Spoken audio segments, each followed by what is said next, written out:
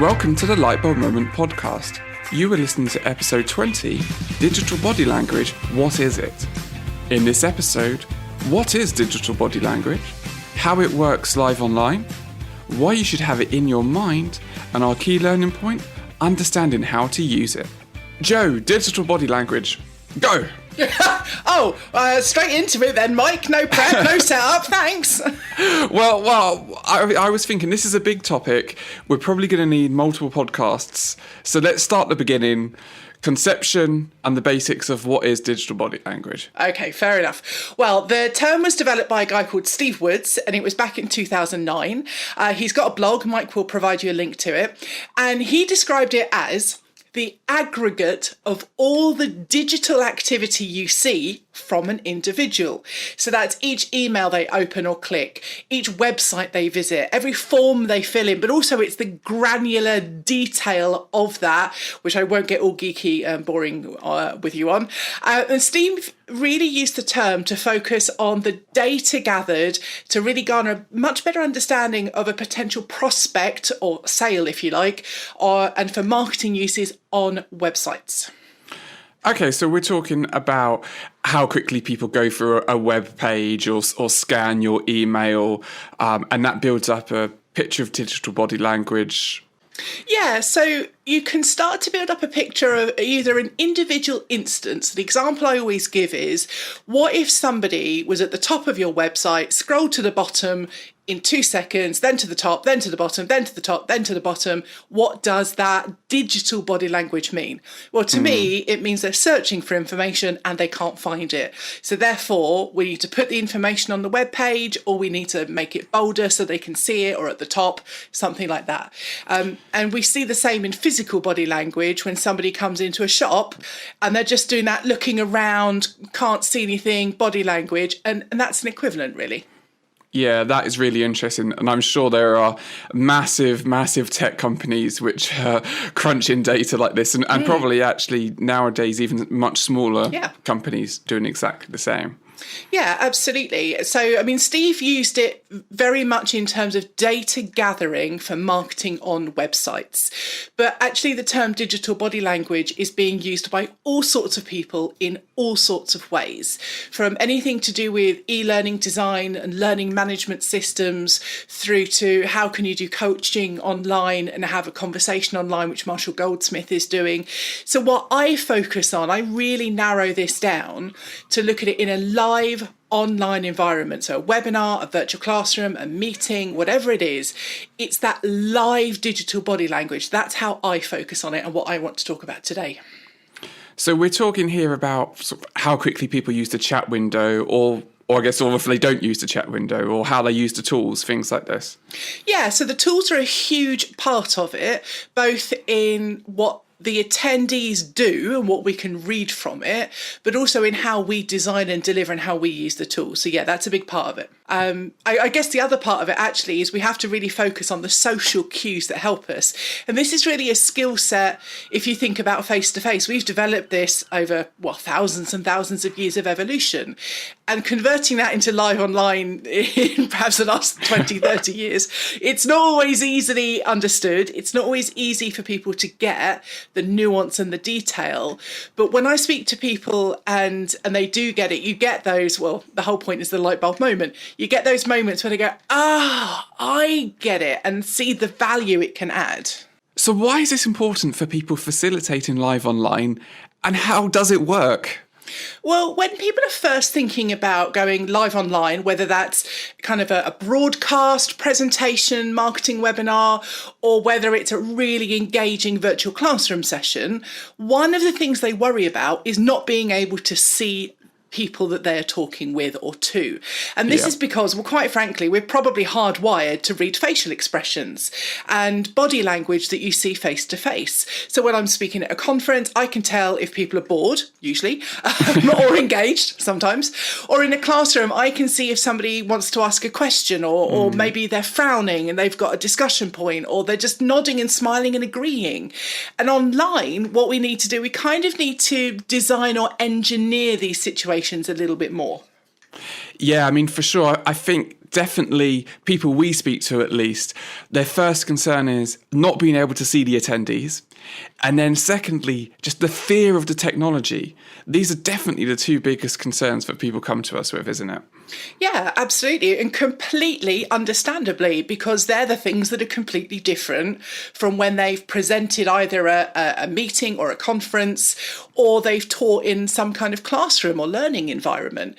So with the use of the technology, and that's the platform, is it Zoom, is it Adobe Connect, WebEx, Saba, and you have whatever tools available, you can still get that body language. It's just that it's online. So therefore, well, it's a digital body language. Ooh, I like it. This is like one of those moments where they say the title of the film. Well, in the actual film. Yeah, exactly. So using the tools in the platform, you try to replicate body language in the virtual environment.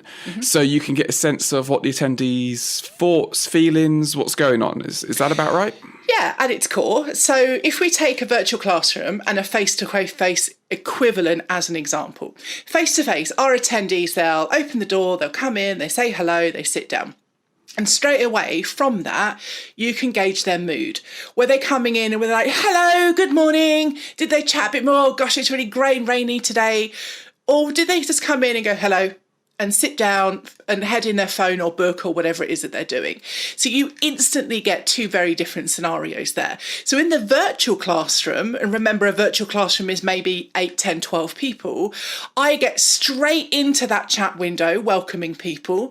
And if possible, and usually I'd like to get them on the microphone straight away. It's, hey Bob, welcome to the session. Let's get you unmuted.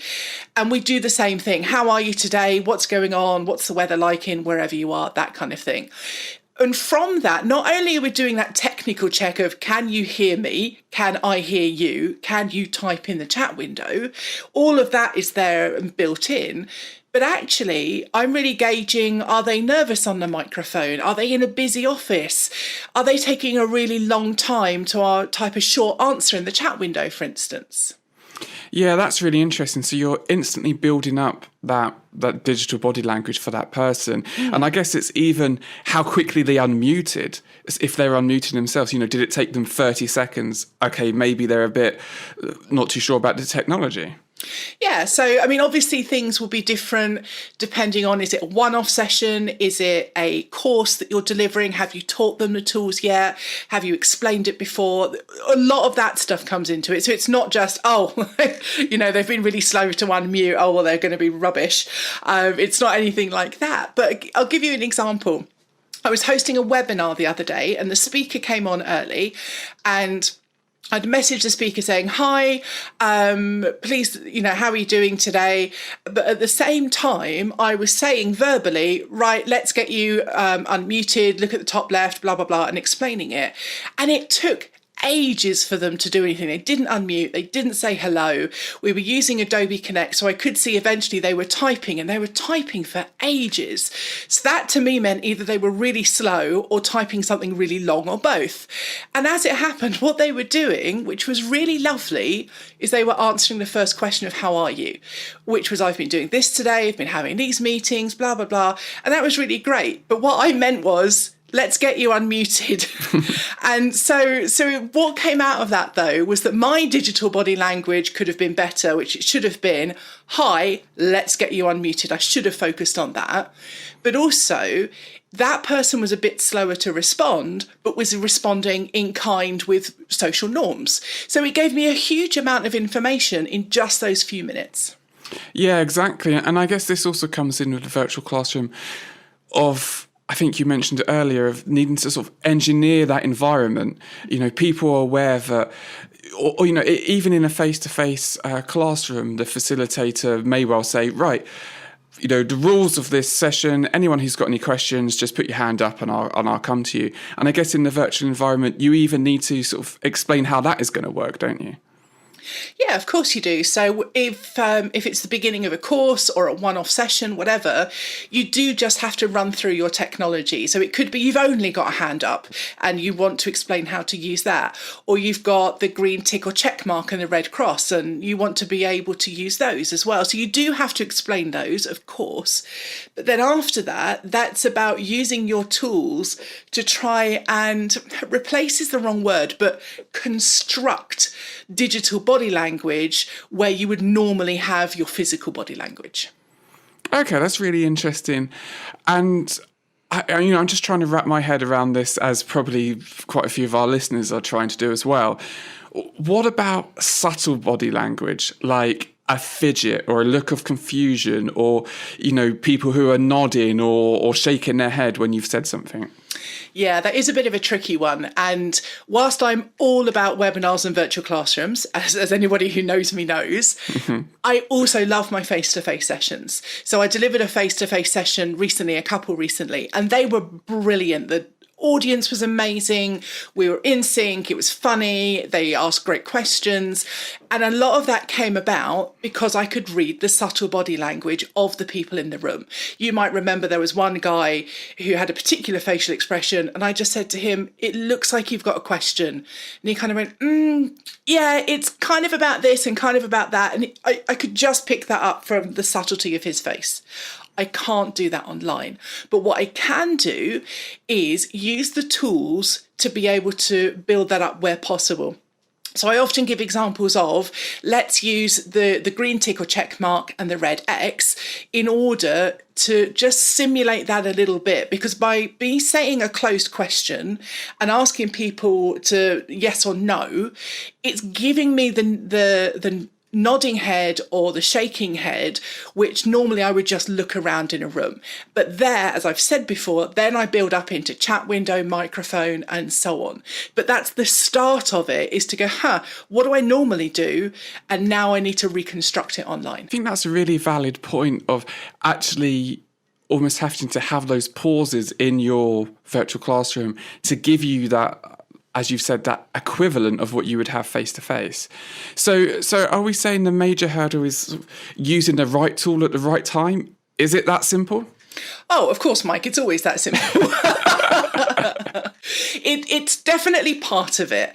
And the right tool for the right kind of learning or discussion point reason really helps massively. It's a great first step in understanding and then building your expertise in this live online digital body language. What are the other steps to sort of, to start getting people to get their head around this concept?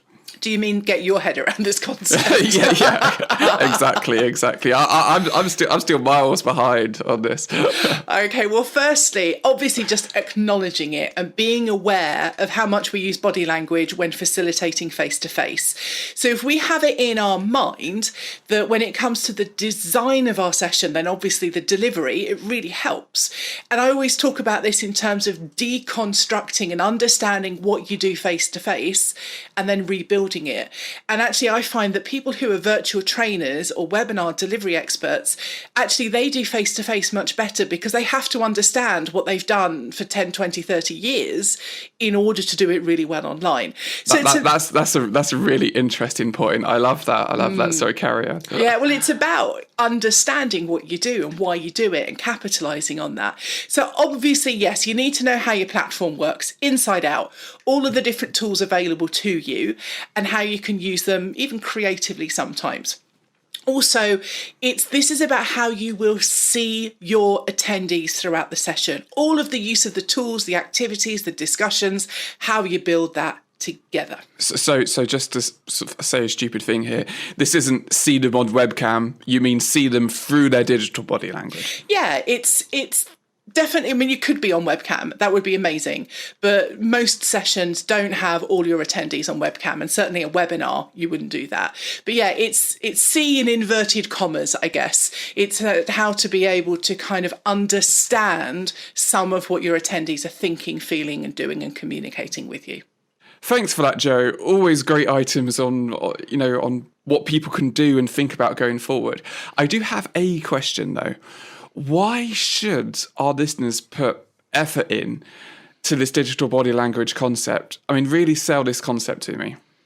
Is this the bit where you take the opposing viewpoint and then really aggressively challenge me?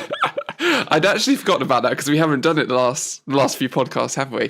But if you insist, I guess we can do that. Well, no, I can just answer the question if you want me to. No. I mean, we're going to enter the challenge zone. Oh, no. Okay, so in the pink corner, we have Joe fighting for why you should be thinking and using digital body language. And in the blue corner, Mike, myself, aggressively, as you stated, Joe, attacking it. So you ready? No. Okay, ding, ding, ding, ding, ding. I need to get a sound file for this, don't I? Ding, ding, ding. My team and myself are busy enough learning the tools we need to deliver for our sessions. We don't have time to worry about this digital body language stuff. Well, I can definitely understand that. And it can feel a bit like a fight adapting to deliver virtually, and there can be a negative association with it. But by embracing digital body language and putting an emphasis on it, it can only make your sessions more human, more familiar for your attendees and for your team delivering. But it doesn't really mean anything. It does not really help the mindset of the people delivering the session. Often people can get wrapped up in the use of the technology, or that it must use all the tools, for example.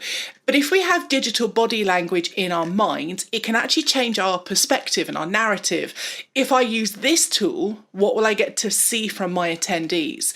Will this actively help provide me with this digital body language? So it's that human element again. Okay, but what does this have to do if I'm just broadcasting a sales or a marketing webinar? My facilitators know what they need to do. They get the information across. Even a webinar that normally by its nature could be more broadcast can absolutely benefit, because by designing points where you get people to convey what they're thinking, maybe what they're feeling, it will only help the message that you are trying to get across and understanding your audience. I think this just sounds like you know, I just read this out of a textbook. It's all theory. None of it works in practice. Understood. And what I would like to do usually is get people online and really show and highlight how it does work in a longer session or a series of sessions, but also a shorter one-off session with larger groups of attendees. And once people have gone online, either as an attendee or focusing on the delivery, they start to see the nuances of how designing and delivering really great activities with a variety of tools in the right platform can help people be engaged from the attendee point of view, but for me to start to build a relationship and understand those individuals.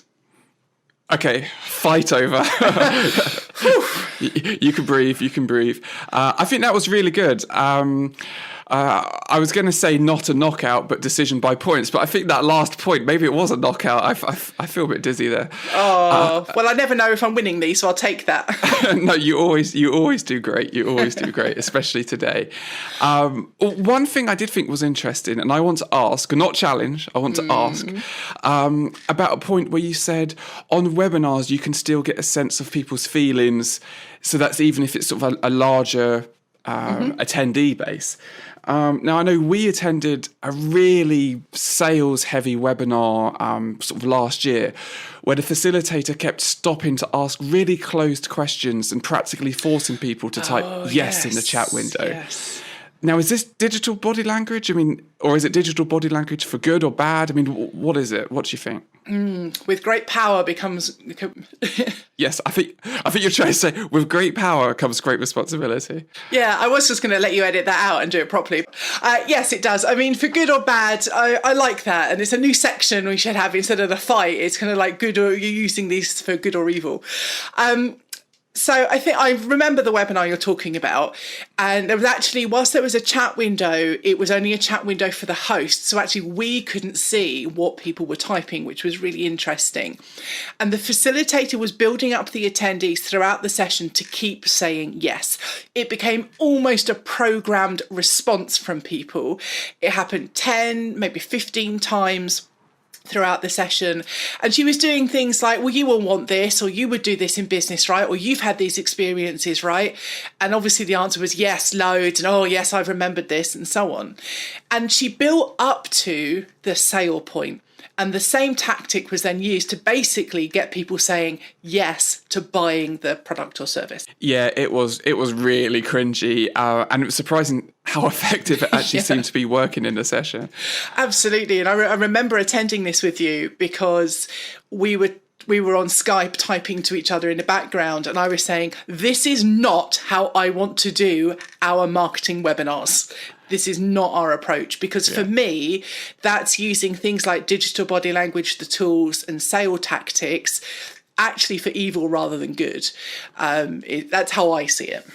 Maybe this we have our point of like you as the superhero defending these things. Know I like a good superhero. I've got a cape around here somewhere.